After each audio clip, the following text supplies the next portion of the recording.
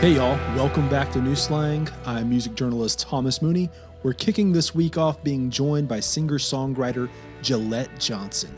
Jillette has this new album out Friday, February 12th. It's called It's a Beautiful Day and I Love You. It's absolutely wonderful. So I first came across Jillette back a few years ago when she released this album called All I Ever See in You Is Me.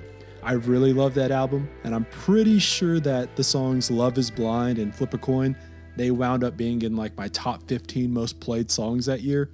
That album, it just had this certain mood and feel that was really heightened and acute. A lot of Fleetwood Mac Rumors vibes. I think you could say that there's like this touch of Stevie Nicks restlessness or a melancholy mood throughout. I feel like Jillette just really does that really well. Her writing and her delivery, it just really suits that. This new album, she of course writes and addresses pain and struggle and a lot of the things that you would see in her previous works.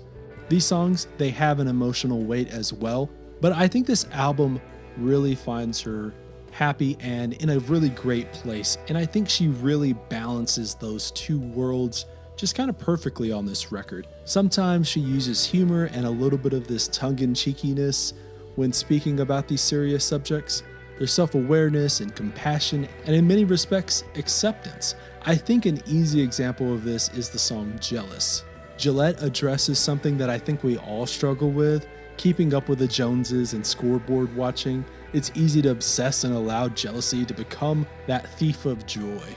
Instead of letting that anxiety drain you though, she spins it and it becomes a little bit more of an anthem, and there's these hints of humor where it's not necessarily like haha, laugh out loud funny, but you kind of get that winking into the camera. You find that joy and that charm also on songs like Annie and What Would Jesus Do? And there's like this really bright and sunny palette that she plays with. It's this pop of color that just feels nice and crisp like a sunny day.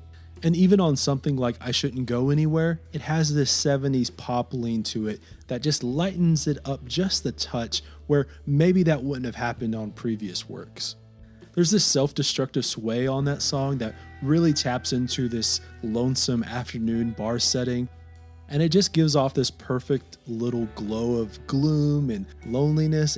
And I don't know, for me, I just think that sadness, it just really resonates with me. Anyway, we talk a lot about the writing and the recording of this record and just the writing process in general, mood boards, Air Force Ones, and much, much more on this episode. Before we get started though, today's presenting partner is our pals over at Desert Door Texas Soto. If you're asking yourself what exactly Desert Door or a Soto is, well, it's a premium, high-quality spirit that is similar to a tequila or a mezcal, but in my estimation, it's more refined, smooth, and fragrant. It has a distinct and intriguing palate that picks up on hints of vanilla and citrus while maintaining a healthy earthiness that is quite enjoyable. One of my favorite features about Desert Door is just how versatile it really is. If you want to feel fancy and a little highbrow, it's perfect for a variety of cocktails that call for lime wedges and coarse salt, chopped ginger, agave nectar, sprigs of thyme and sticks of cinnamon. If you're down to muddle some fresh fruit, all that kind of stuff, it's perfect. It's great for experimentation and fine-tuning all of your mixologist skills. And then also, if you're a little bit more down home and casual, you got that denim jacket on. It's just perfect for those short and sweet, simple go-to favorites that hit the mark every time. I'm talking about ranch waters and Moscow mules and palomas and Mexican Coca-Cola with Desert Door. What I love so much about Desert Door is just how genuine and authentically West Texan they are as well. They go out and harvest Soto plants out in the wild and are aware and knowledgeable conservationists at heart. So next time you're at your neighborhood liquor store, get yourself a bottle of Desert Door. I'll throw a link into the show notes for more information. All right, be sure to subscribe to the podcast, give a 5-star review. Go follow us on all the social media stuff. Check out the Patreon and the merch store. All links will be in the show notes. And yeah, let's go ahead and get on into the interview. Here is Jillette Johnson.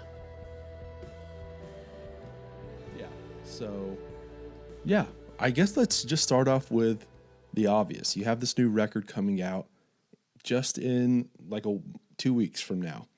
And I think like the first thing that like really that you notice as far as like the difference between this and previous works by you is this has a lot more guitars on it, and you feel like the that indie rock side of things a little bit more. Early on, was that kind of one of those things that you had in mind for wanting to have as a part of this record, or I guess like at what point did that kind of did you realize like you were kind of expanding the sonic palette? Yeah, I think that um, I really wanted to hear that kind of gritty electric guitar sound a while before I made this record. I was longing for it, and part of my search for the right producer for this record had to do with finding somebody that I knew could do that in a way that also like didn't get in the way of the songs, which I think is a hard thing to do. Like I think a lot of guitar players who I admire even um want to play as much as physically possible. Mm-hmm. And so so the task was really finding either the right guitar player or the right producer who was also a guitar player, and I found that person in Joe Pizzapia, who's one of the best guitar players I've ever met. But he's also so musical and so obsessed with songs the way that I am that it worked. And I'm so glad that it did, because as a piano player, that sound is a sound that I don't know how to get to on my own. So I really needed a partner, and he was like the ultimate in that respect for sure. Yeah, I always wonder about like as a songwriter who does primarily sit at the piano and think of songs originating in that way, like how much do you think about the other aspects of the song while writing it, or is it one of those things where you just have to wait a minute and not, I guess like not get the horse in front of the cart, I guess. Yeah, well, I think that I don't know if everybody works this way, but um, I really think that the song has to stand up on its own in its most stripped down form, Mm-hmm. which usually for me is piano and voice. Sometimes I write on guitar more recently because I've been really trying to get myself to be a better guitar player so I can actually um, play these these parts that are on my record. Um, but I think that part has always been really important to me, and it's only recently that I've started to kind of go there to the what's it going to sound like when there's a band place, kind of either while I'm writing or directly after. um I think it was just too much math for my brain to do as a younger person. But I write differently a little bit now because of that. Like I don't take up as much space on the piano as I used to, because I want there to be these other components that are like just beyond, arpeggiated piano. But yeah, I don't know, it's a hard thing to be able to really like conceptualize what something's going to sound like when it's not just you in a room anymore.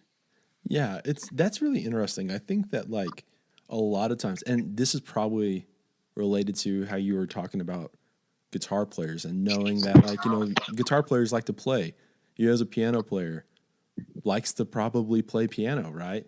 And Yeah. I think early on, like we're all trying to figure out where our voice is. And so you do kind of do everything as big as like, you know what I mean? Like you try and go as like far out as possible. And then like you realize at some point, like you're kind of saying right here, oh, you know, I don't play as much of the piano as for songs. And I leave that space because I know I want these other things. And maybe that's just like the comfort in becoming like knowing who you want to be as an artist. Yeah, totally. I mean, I I've never been a very confident piano player, if I'm being honest. So I don't know that I was like, I want to be heard as much as possible on the piano. Um, I just didn't have the experience of playing with other people very much growing up. So I was trying to fill out the spaces and make it a complete song as much as I could on my own. And I think those habits just kind of got really formed because of my environment. It's like, um, our environment is so much of, so has so much to do with the people we become and the artists we become, like the kinds of rooms that we end up writing in and the kinds of rooms we play music live in. And for me, I was like alone and in a room with a piano for most of my life. So I think only later in this last chapter of my life so far have I, not that I'm in the last chapter of my life, but in the last chapter of my life so far, I've gotten to spend more time with musicians who just it made it easier on me. Like I would rather that other people are filling in some of those spaces. I'm someone that is like, please don't leave me space to solo on the piano. That's my worst nightmare. Um, but are you a guitar? Like, are you a musician? No, but like I have no like music ability whatsoever other than, humming along kind of stuff. But But a fan. You're a music yeah, fan. like a music fan. And then I just think like it's not the same thing as writing a song, but like writing in general for, magazines and stuff, writing articles is like a cousin of sorts. And so like it's strangely like the same kind of headspace sometimes. Mm-hmm. Yeah, you have to get into a flow and kind of trust that there's a voice in you that's going to be interesting and let it take over. Yeah, like I've often, I guess like the frustrating aspects is like the stuff that I end up like talking most about, and it's like the where you kind of feel like you're lost and you don't know what you're doing kind of thing. And Mm-hmm. I always, I think I heard you, or I know I heard you talk about this during a different podcast, and it was like the space that you allow yourself to have when you're songwriting, and like how early on during the pandemic you were kind of like breaking that space because you have your husband also in the house, and he's like you're typically like you were talking about how you're typically had all that space to yourself because he's going to work, and then the pandemic starts, and then like all of a sudden it's like you have to share the space. I think Yeah. like that's really interesting. The because I feel like the same thing sometimes, as far as like just not knowing, like, or not necessarily me knowing the boundaries, but like sometimes, I know I'm rambling here, but the when like sometimes like especially like during the holidays, like my mother would just like bother me when I was like trying to Mm-hmm. do something. And it's like, can you please stop? Like, just I know you're trying to do good, like by offering like if I want some coffee or something, but like just please leave me alone. You're touching on an interesting topic that um, I I think about a lot, and I haven't really talked about much. This trying to balance being an artist and being a writer in particular, which requires a lot of space, requires a lot of silence, Mm-hmm. and a lot of like autonomy over your area and your time, and also trying to be a human being who's connected to other people and kind and like connected and flexible. And sometimes those things really do feel like they're at odds with each other. Um, and I know that particularly when I was a teenager and in my 20s, I'm 31 now, so I'm just barely out of my 20s, but I can say defiantly for a lot of my 20s, I felt like I had to choose. I felt like romantic relationships that I had inevitably were there to get in the way of me being an artist. And sometimes I felt that way about friendships too. And I feel really grateful. I think this record actually silently speaks to this a lot. I feel really grateful that for some reason I started to see that there was a third way, that there's always going to be times when you want to be writing and it's not convenient, or like there are people there, or you don't have the things that you need to be able to do that. But I think it requires a lot of practice to get to a place where you can like show up for your people Mm-hmm. and show up for your art. And it's just like, I think it's just a huge balancing act. Yeah, because like it's I think that like I don't know, like forever we've been kind of told that you as the songwriter, you know, you're supposed to like just do that, and like when inspiration strikes, you know, you're doing that, and to hell with any kind of actual relationships. As far as like any relationship, you mentioned like romantic friendships, like family, like it's just one of those things that you've seen forever, like all of our songwriting heroes having like these bad relationships with everyone, just burning bridges and whatnot. And I don't think necessarily you walk in thinking that you have to do that, but it is one of those things where that's been like the in the popular culture, if you will. And so like you kind of think that's the only way. And then you realize like, oh, you know, like there's other people, there's actual artists who do have really great like family relationships, and they have like that constant just like I don't know, they've able to, they figured it out. And like I think that all comes with time and realizing and understanding, and then also like the understanding of everyone else in your life kind of, I don't know, like allowing you to set those boundaries up too. The understanding, I guess. Yeah. I think, yes, we've been kind of shown that success in entertainment often goes along with like just needing to be fiercely independent, and and breaking off relationships and instability in a personal life. And I think it is helpful to see other people who really do manage to balance their personal life and their career successfully. But also at some point, I don't know if you felt this way, but I just got to a point where I was like, that's not happy.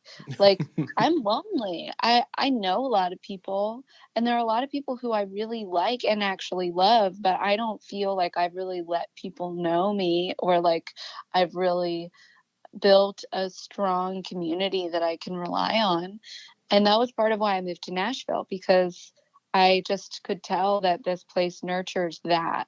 And it is special in that it allows for people to grow as artists and simultaneously be nice people. And like, I think sometimes I get these questions about like Nashville as an intimidating city because it's the music city and the capital of country music, and that's not been my experience at all. I would say that this place prioritizes kindness in a way that I've not experienced in the other places that I've lived. Um, but yeah, I think you just get to a point, or I did, where it's like it doesn't really make sense to to keep going down that path of just trying to burn shit up to be successful, because I don't know, it just became really clear that that wasn't going to give me what I thought it would. Like success doesn't really make you happy, I don't think. I think it's really fun to be able to like carry some weight in a room, or like be able to play in front of a bunch of people and all that stuff. And there's plenty of stuff I want to achieve. I'm a very ambitious human and have been my whole life, but just nothing can replace having real relationships and people that you love in your life. Yeah, it's this weird thing where obviously, like, one of the main reasons people get into art and writing is to show off their humanity. And like, it's kind of this backwards thing where it's like, they want you to, like, yeah, be isolated and be independent and be by yourself, instead of just like realizing, oh, you know what, I can show my humanity off by like the friendships that I have, the Mm-hmm. the conversations that I have with people that are real and genuine. And yeah, it's all, I guess, all about balance, and not, you know, letting any one thing just burn you down, exhaust, like, where you just go to the limits and let it just make you a shell of a person, I guess. Yeah, and that's a hard line to walk too, because you want to simultaneously um, not take yourself too seriously and get that, like, your humanity is just as important as everybody else's, and your being able to, like, show up for your people is just as important as your career. But at the same time, when you do have something that you feel like you want to say, and you do have a certain passion that you believe in, you also have to kind of be ruthless and stand up for it, and, like, believe in yourself in ways that other people can't see. Um, and I think that's inevitably going to be like a little bit of a messy trajectory for anybody. Like, learning how to really know that you're special, but not think that that makes you better, you know? Mm-hmm. Like, you're special because we're all special. And the thing that you're doing that lights you up, like, brings out that extra juicy, wonderful part of your humanity, but it doesn't, like, give you the right to be an asshole. This episode of New Slang is brought to you by Hot Damn Coffee. Rolling in from the hills of eastern Tennessee is Hot Damn Coffee. It's a down-home company that roasts single-origin, high-quality coffees from around the world. Their year-round roasts come from certified farms in Ethiopia, Tanzania, and Nicaragua. Check out the Hot Damn website over at hotdamn.coffee. There you can find more info on their operation and roasting process, and some helpful tips on how to brew the best cup of coffee. They've certainly made my mornings that much better. And to be perfectly honest, I enjoy a nice cup of coffee at all hours of the day. Some of my favorites have been the Tanzanian peaberry in medium roast and the medium roast of Nicaraguan with the honey process. While there, check out their Hot Damn Coffee Club, which is a monthly subscription service. With the holiday season coming upon us, it's just really kind of the perfect gift. I don't care how difficult or easy a person is to shop for, they'll always be good with items like high quality coffee. And of course, right now, if you throw in the promo code SLANG in all caps, that's SLANG, you'll get 20% off your order. And if you're signing up for the Coffee Club subscription service, they'll take 20% off that first month and also throw in a bonus 8-ounce bag of their Nicaraguan coffee. Again, that's SLANG in all caps. Head over to hotdamn.coffee and sign up today. All right, let's get back to the episode. Yeah, I've said before in the past, like, no one should be an asshole. Like, obviously, let's state that. But like, for musicians and artists and in general, you have to be like so like top 0.001% to just be an asshole all the time and still have your way. Basically, Yeah. like, you have to be so talented to be able to do that, and the rest of us don't have that luxury. So it's just better to be nice. And you're touching on something that I really think that what I try and do as a journalist is show, like, you guys are just normal people, but like, you're doing like these extraordinary things. And like, that's where like the kind of like the magic of it, like the romanticism, the amazing aspects of the magic, if you will, is those things. And it's because you guys are, what makes it a little bit more special is because at the end of the day, you guys are just like everyone else. So I don't know. Yeah. Oh, Yeah. One of the things I was wanting to talk to you about though on this record though is you've mentioned how, you know, you feel like this is this new chapter where you are a little, you're happier. You're just like, and I think like that comes out in the music, and especially like in the, this is not even necessarily related to the music, but I feel like it's part of it is like the color palette of like this record and the art that goes along with it is really a lot more bright and cheery. And I guess like obviously it's reflective of the music, but what I wanted to know is like, did you have like any mood boards or anything like that for this record? Lots, lots of them. Okay. I started making mood boards before, like 2 years before we recorded the record, and I just, I mean, I've always really enjoyed the visual aspect of putting music out, but this has been the most hands-on that I've ever been. Like I've been I've been really grateful that I've been able to know what I want, really.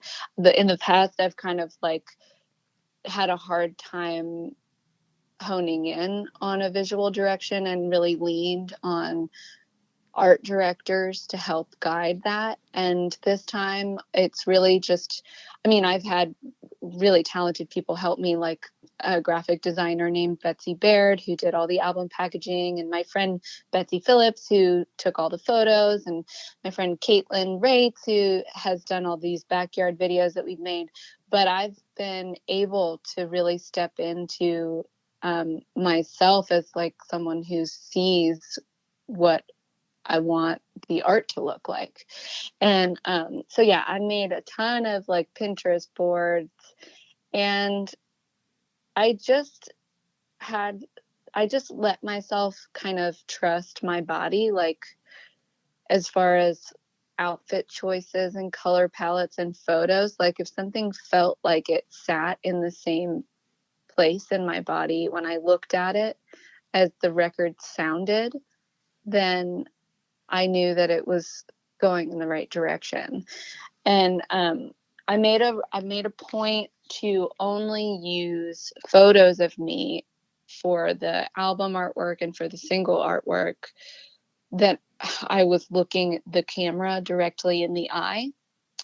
That was a decision that I made long before we chose any of those photos. Um, I It's a funny thing. My last two album covers, I'm like looking at the camera, but my head is tilted in the same kind of way.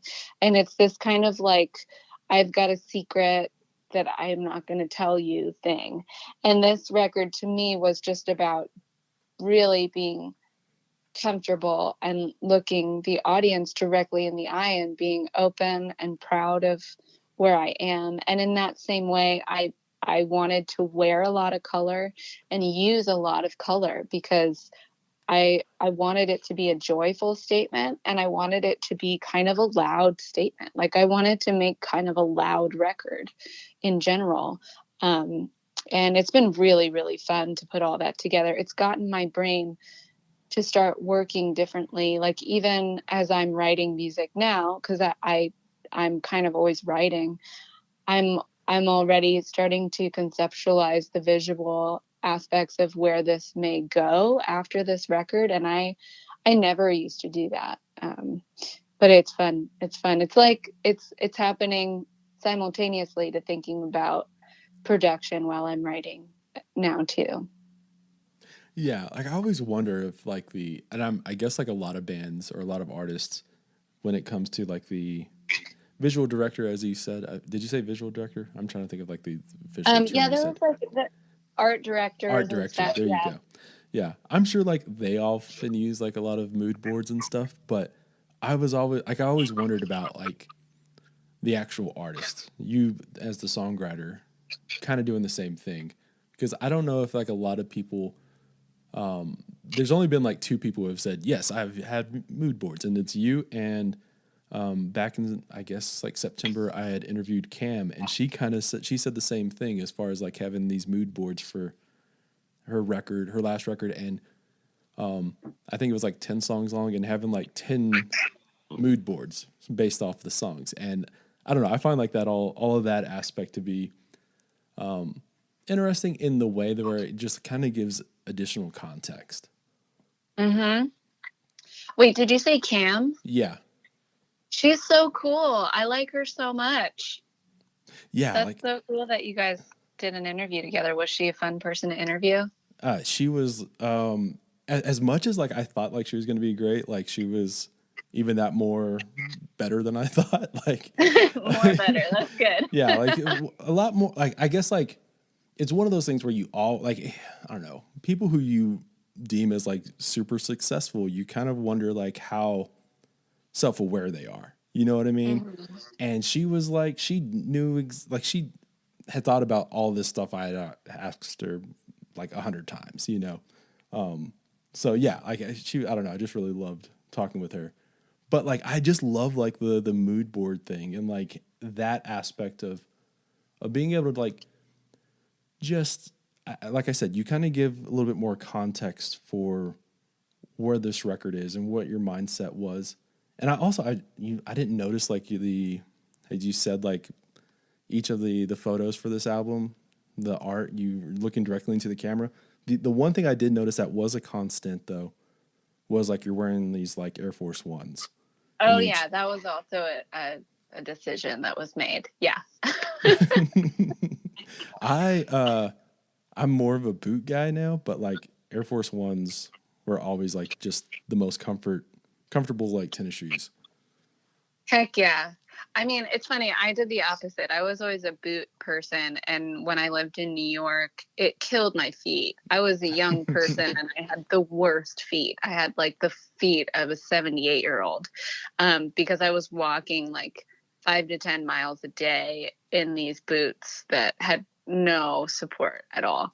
But I actually started this hostessing job a couple of years ago to pick up some extra cash here in town. And my husband was like, I'm buying you Air Force Ones because you're going to be dead at the end of the night. Because I had never hosted. I had never been a host at a restaurant before. Mm-hmm. And I was so grateful that he knew that he was able to see in the future because they saved me. My back definitely killed me at the end of each night. But the Air Force Ones really came in clutch. And then I realized that I could wear them with all of my clothes and be comfortable.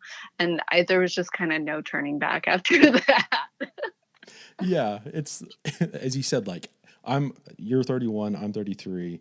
At a certain age, like, or at a certain time, you kind of go, I don't have to look cool. Like, I can just, like, comfort over looking cool. And the good thing about Air Force Ones, though, is you do look cool. Thank you. I do think they're cool. Yeah. What I was going to say though, too, is like, obviously, like if you look at like anyone who's on their feet all the time, comfort, definitely. But where I was like, oh yes, this is like definitely, it's okay to like wear tennis shoes was look at like any wedding. And if like the wedding planner is there, like she's always, it's mainly women, but like she's always like in sneakers. You know? Oh yeah. So, yeah. Well, I've never really. I guess that I'm a fairly feminine woman in a lot of aspects, but I've never really been someone that likes to be uncomfortable, especially with my feet. Like I've never really been someone that likes to wear a lot of heels, and so yeah. I know that you're not really asking me about my shoe choices, but it's more of a natural fit for me. I don't really feel like myself when I'm wearing like really uncomfortable shoes. I feel like it makes such a big difference in how in your body language and like how you present yourself to other people and how you show up in a room and how you show up on photos and stuff. Like when I'm wearing uncomfortable shoes, I look pretty miserable in my face. So it's also kind of been like a choice for me of like, okay, how do I make myself the most at ease so that I can be successful in these scenarios? And that really does mean like comfortable sneakers. This episode of New Slang is brought to you by the Blue Light Live here in Lubbock, Texas. Blue Light has undoubtedly been my home away from home over the years and has played such a vital role not only for my development as a journalist, but obviously it's been one of the foundational pieces for a lot of your favorite songwriters and bands who have made it out of the Lubbock area over the years.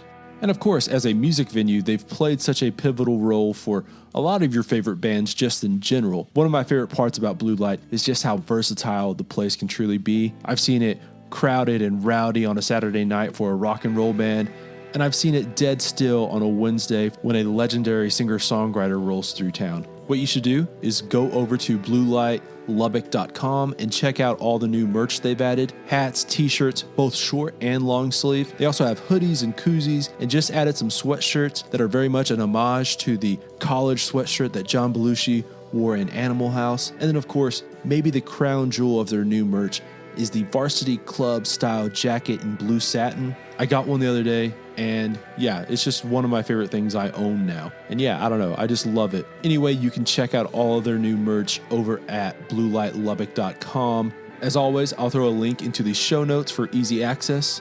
Okay, let's get back to the show. Absolutely. You mentioned how you moved to Nashville a few years back, and how one of the things that you found so refreshing about moving there was the atmosphere of the culture, or not the culture, but the community of songwriters and musicians, and the ability to have that collaborative process. But you've been, I guess, more of a solo writer throughout your career. Yeah. Did you ever go any venturing down the co-write thing, or have you always has that always been one of those things that you wanted to keep a little bit more uniform? Both. I come into these little phases every now and then when I kind of question the way that I've done everything, and say that I need to be more open. And I book a bunch of sessions with people, and then I walk away from them and go, well, that was cool. I'm going to go back to being me. And so I kind of have just always gravitated back to the way that I make music, which is generally alone in a room with a piano. I think that co-writing is a really high art, and I don't know that I am particularly good at it. I mean, I haven't practiced it that much, but I think it's a different muscle than writing alone. And I don't have a very high tolerance for writing things that I don't believe in. So it tends to put me off of it for a while. If I get in a room with somebody and I'm not feeling it, it makes me just really want to go back and never do it again. But I have had some good experiences with co-writing. I wrote some songs with a songwriter here in town named Topher Brown many years ago, long before I ever moved to Nashville. And he and I had really good chemistry. And that experience is a reminder to me that it doesn't always have to feel like you're dying. But sometimes it does. I think I'm coming into a place now where what I'm most longing for in collaboration is somebody to be a sounding board for me, because I write so many songs that I get really lost and confused and can't really tell which ones should be on a record and which ones are just not my best work. And I have had throughout my life different people who've been that sounding board for me, and they usually are really, really important in that they push me to get better. That I trust them enough, and they are fans of me enough that I feel safe to just send them everything I'm doing, and they express that they like me enough to be able to then go I think you can beat this, or I don't think that you've written all of the songs for this record yet. so I'm searching for that right now. And I think that can be in Joe, my producer, because I do want to work with him again. But it's also just a really big ask, because sending somebody like batches of 50 songs at a time is not really the kindest thing to do. Yeah. uh, I think it's always one of those things where people like they love the idea of that. Like if you ask like a fan or like just someone who kind of like knew of you, do you want to like hear the demos like of every song and like help Right. out? It like on paper that sounds like a great idea, but then like in practice you're like, oh, there's a if you're getting like 50 songs at a time and you're like cutting that down to obviously like this record right here has 10 songs. Yeah. It's a process, you know, like, and there's no way like everything is meant to be like on the record. I think like part of the process when you write that much at a, you know, at a constant, I guess like level, you like it's about the process sometimes where like something is not necessarily ever like meant to be cut, but like it gets you onto maybe like the next idea. Yeah, definitely. Definitely. And I think one of my biggest fears is always that I'm like, I've written it and just it hasn't been heard in the right context, or I didn't see it. Like that there was this song that was like the song and I missed it. Or somebody else was the sounding board, but they didn't hear it. And so then I threw the song away, because, um, that's really possible. Like, Mm-hmm. a lot of the time, things that make records are ones that I've just like thrown in the batch because I'm like, I'll just throw it in there because whatever, but I don't really think that's going to make the record. And then that inevitably is one of the ones that whoever's producing the record is like, we got to record this. And, I mean, there's a few of those actually on this record. And so I get really scared about that. But at the same time, I do think that you're right. It is a process, and you're just trying to capture a moment in time. So as long as you do that and you do it well, then it's really okay if there's some songs that just have to die. Yeah. Well, like what's an example of one of those songs that you just you didn't realize it was meant for the record? So Jealous Mm-hmm. was the last song that we recorded. Um, we we initially were planning on recording like 5 songs, but we we were just on a roll and in a vibe, and we just went for it. So we were tracking live for 3 days, and at the end of the third day, we had like quite a bit of time, and I turned to Joe and I was like, okay, maybe we should record one more song. And he was like, what about the song Jealous? So I wrote Jealous and I played it for my husband. And he was like, yeah, that's cool. But I didn't get much of a reaction from him out of it. So immediately I was like, this song sucks.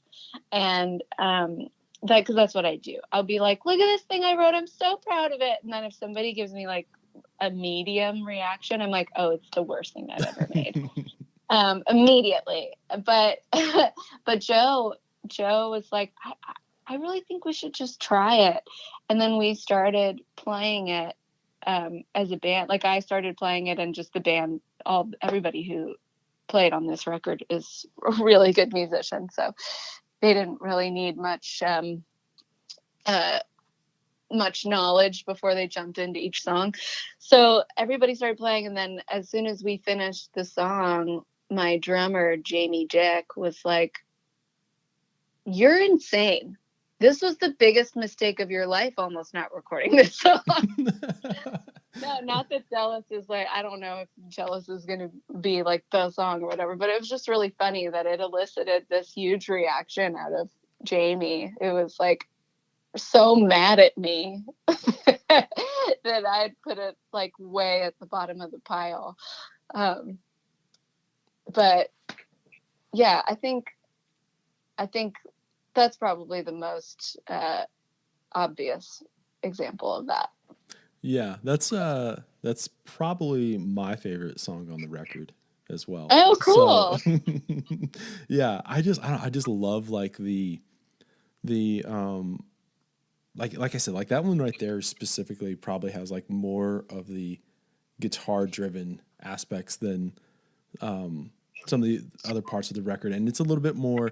I think like one of I guess I do this. I stammer, but I Mm-hmm. think like one of my favorite parts of this record is that like you do have a little bit more tongue in cheek aspects, a little bit more like of your humor comes across, and I think like that is a great example of it.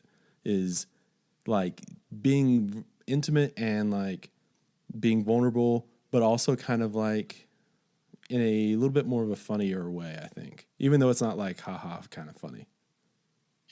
Well, I thank you for seeing that. I was reflecting on this today. I think part of what led to this record and what made me so excited about this record was I had kind of fallen out of love with music for a minute.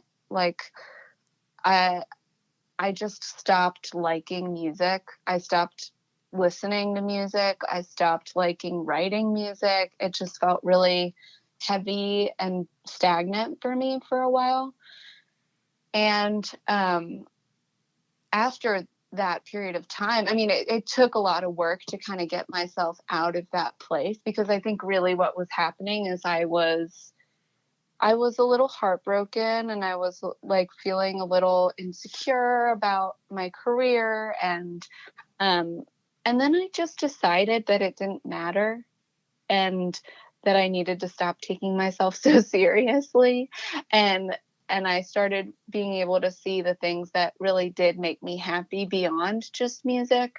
And it brought me full circle back to this place where I fell deeply, deeply back in love with music. But I needed it to be not so fucking intense, like not so Mm-hmm. serious, not so heavy. Like I mean, I love Harry Nilsson and Randy Newman and Loudon Wainwright, and these are all songwriters that like really implement humor and levity and get to talk about shit that's really difficult, but they do it in this way that you just know they know that it's all important, but it's all just also like meaningless. And yeah, kind of leaning into that mentality really helped me get out of this dark, like heavy place. And now I'm at this point where sometimes it's not, it doesn't feel so alive when I'm writing, and that's okay. That just kind of happens, and then I'll turn back on again at some point. But when I'm listening to music, I just am so moved in a way that I think is almost new. Like I don't know if I ever have been as affected by music as I am right now. It's very cool. Yeah, like I think like the writers you just mentioned right there, um, they had the ability to talk about like these like the most intimate and like most vulnerable moments in life, but then also in a turn like just I always just think of like Roger Miller songs as well as Mm. just kind of being like, you know, just very very humorous and very out there, and like having a little bit of both. And yeah, like, I don't know, like there's a lot of that on this record in like the form of like Annie of course has like this little aspect of that in there, and like I said, Jealous and Graveyard Boyfriend, like they all have like a little bit more. It's not so serious, and it can be. Music doesn't always have to be, you know, the the blues. No, well, it doesn't always have to be anything. And I think that's what's really cool about getting to make albums is you can express different things through different records. Like I was in a really serious place when I made my second record, and that was appropriate for that time. And then I started touring that record quite a bit, and it was cathartic, but then I started really hating it because it was so serious. And that was what led me to here, because I was like, I need to be able to get on stage and like really laugh and have fun playing these songs. Like, I don't want to put myself back into the little depression black hole every time I sing a song. Want to break one more time to talk about our pals over at Desert Door and offer a handful of my favorite go-tos. By no means am I an experienced mixologist or bartender or anything like that, but these have been super easy to make and great ways to unwind in the evening. Let's start off by upping your ranch water game a little bit by subbing Desert Door in. I'm a simple man. I just kind of take a Topo Chico, take a couple of drinks out, add some Desert Door, and top it off with a few lime wedges. I'm actually pretty big on the Palomas now too. What I'll do is take some Desert Door, some grapefruit juice, a dash of agave nectar, and some fresh lime juice. And I'm kind of big on lime, so I'll throw in another wedge or two when I pour it over some ice. And actually, I'll do the exact same thing, but I'll substitute some pineapple for the grapefruit for a change up. And now that the weather is dipping down, I've started having a Desert Door version of a hot toddy. Put some Door and some honey together and give it a mix. Add in an Earl Grey tea bag with some boiling hot water. Let it just sit for a minute. Remember, patience is a virtue. And then, of course, I'll squeeze in a little bit of lemon just to have that balance. Anyway, Desert Door, it's as versatile as vodka and more refined, smooth, and complex than tequila. It's rich and balanced, so whatever your go-to is, it'll do the trick. For more info on Desert Door, check the show notes. All right, back to the episode. Yeah, you've mentioned how like you write at a regular pace, like that's a constant. I guess like you probably have a little bit more stability when it comes to writing than a lot of songwriters that I probably know, and it's always different as far as how it gets written down. But is there like if you had all like the conditions right, is there like a certain specific kind of regimen that you go through that to get in that space? Yeah, it's developed over the years. Like a wide open day is a really helpful thing. Like no tasks that need to get done, which is a thing that's becoming rarer and rarer. But a wide open day and a day where I am able to do something that brings me into the present moment. So usually that's meditating. Sometimes it's meditating and going for a long walk. But just something that kind of like connects me to the world around me and gets me out of like weird cycles, gets me out of my phone. I'll say that the antithesis of getting me into a place where I can write is anything to do with my phone. The minute that I get stuck in my phone is the minute that my creativity just completely dies. But it's pretty amorphous and often like writing leads to writing. So yeah, I think writing a song gets me open, like forcing myself into it. And it's usually kind of clumsy and feels stiff at first. And then I'll maybe be a little bit defeated because I'll know that that's the case. But my brain will have started kind of working in that way again.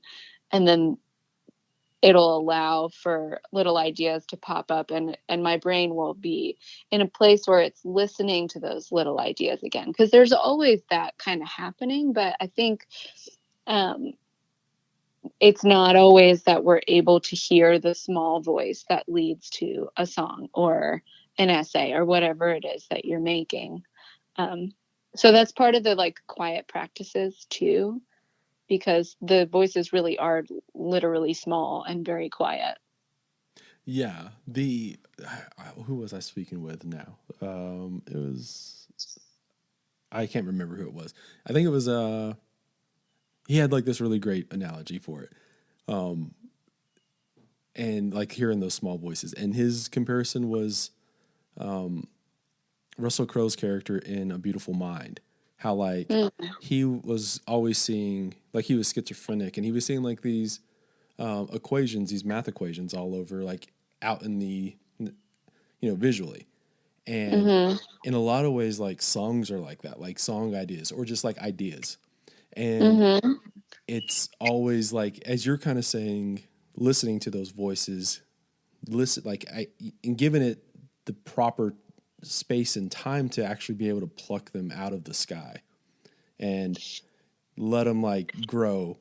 I always find like that to be really, really interesting, because I think so often we think of the song being written, like starting whenever you pick up the instrument or sit down at the instrument and start writing physically. But a lot of times you've been thinking about these ideas, even subconsciously, for a minute. And sometimes it is like that quiet space, like the yoga that you're talking about, or like the long walks, to actually like get those ideas. Yep. Is there like anything that like has been something that has like stuck with you for like a long, long time on this record, and then it was finally, months or even like a year or something like that, weeks before like you were able to like actually sit down and like get it out? You know, I think the answer is no. Um, I I tend to start and finish songs in one sitting, or at least in one span of time where I almost get there and then get up and like get a glass of water and walk around and then come sit back down. Um, it is super rare that I'll write part of something and not finish it and then come back to it a long time later. But I will say that, like, I Shouldn't Go Anywhere, for example, was the first song that it's the earliest song that I wrote on this record. Um, and it has stuck around for a long time. And because of that, it's seen a few different iterations, and like worn a few different personalities. And that's been really interesting. By the time I brought it to Joe, I was kind of sick of it. Like, I'd played it so many times, I just kind of felt like I'd kicked all the life out of it. Mm-hmm. But the minute that I started playing it in Joe's studio, it felt really different.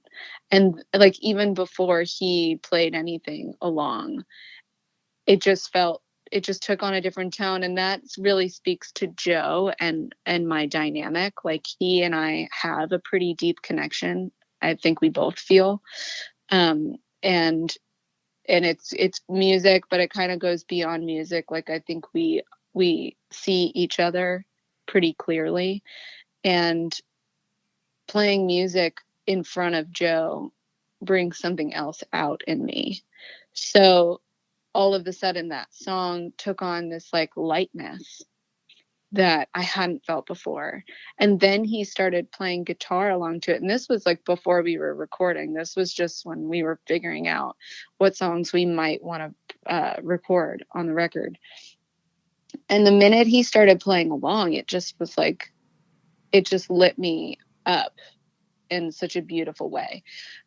So that was a really cool experience. I love to see that in songs, how they can take on different lives. And I think that's part of what I love about doing music professionally. Um, like, the opportunity to get to grow a world out of this thing that you make alone, and see kind of like, it just kind of, it grows beyond you, and it kind of is out of your hands at some point. And it's really, really cool. Yeah, like that's what I love about art too. Is the you have ownership of the song, but like there's like this version of the song for me as well. Like, even just as a listener, that what I get out of it, and Mm-hmm. it's this really interesting, I guess, relationship, not necessarily relationship, but like I guess conversation between you and the song, and then the song and the listener. I wanted to like end on this, and that was you cut that Oasis song, Champagne Supernova, recently on one of Yeah. those what was it, our vinyl sessions? Yeah. Mm-hmm. For starters, like what was it about like that song specifically that you were like, oh, I want to cut that too? And then two, like, I feel like as just a regular guy just listening to music, anytime I listen to Oasis, which has been one of my favorite bands, you just constantly think about like singing like Liam or Noel in that like English accent. Was there ever like, did you think about that, or did you like have to refrain from doing that, or is that just like when you're a artist you don't do that? I think sometimes that happens subconsciously. We sing like the people that we listen to a lot, or like the way that they've sung their songs. If we're doing covers, we do sing like them sometimes, and particularly people who have like really strong accents, for sure. But for some reason that just didn't show up when I started singing it, and so I just didn't question it. So I chose to do that song for a couple of different reasons. One was I know that song really, really well because my brother was a really big Oasis fan, and when we were kids, he used to play that song for me when we were like hanging out in his bedroom. Like I was like 6 or 7 or something, and I miss my brother, and I just wanted to sing a song that reminded me of him. But also that song has always felt like this kind of hopeful but humbled statement that it like they touch on mortality, like they touch on like a feeling maybe of a higher being. Like it's really open-ended, and I know that both of the brothers have said that they don't know what that song's about, but to me it's always kind of felt like this, like, oh, there's more that I don't understand. And I think this year has really felt that way. Like there's so much that's out of our control, and we don't know where it's heading, and we're just going to have to sit with that and try to be okay. So it felt like an appropriate song to sing. Yeah, no, I definitely get that out of that too. There's a little bit of that optimism of the unknown. And I think like a lot of people maybe don't feel optimism in the unknown, but I don't know, for some reason I always kind of do. Oh yeah, I do too. I feel much more at peace and hopeful when I remember that I don't know what's going on. Yeah, for sure. And that this year has provided plenty of that.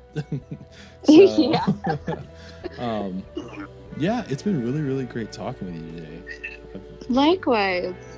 So, yeah, well, thank you so much for, taking some time to talk with me about this new album and songwriting and everything that's attached to that. My pleasure, Thomas. I hope you have a good day out in the windy, wild west of Texas. All right, that is it for this one. Be sure to check out Jillette's new album out this Friday, February 12th. Go check out our presenting partners over at Desert Door, The Blue Light Live, and Hot Damn Coffee. Check out the merch store, join the Patreon, and yeah, I'll see y'all later this week for another episode.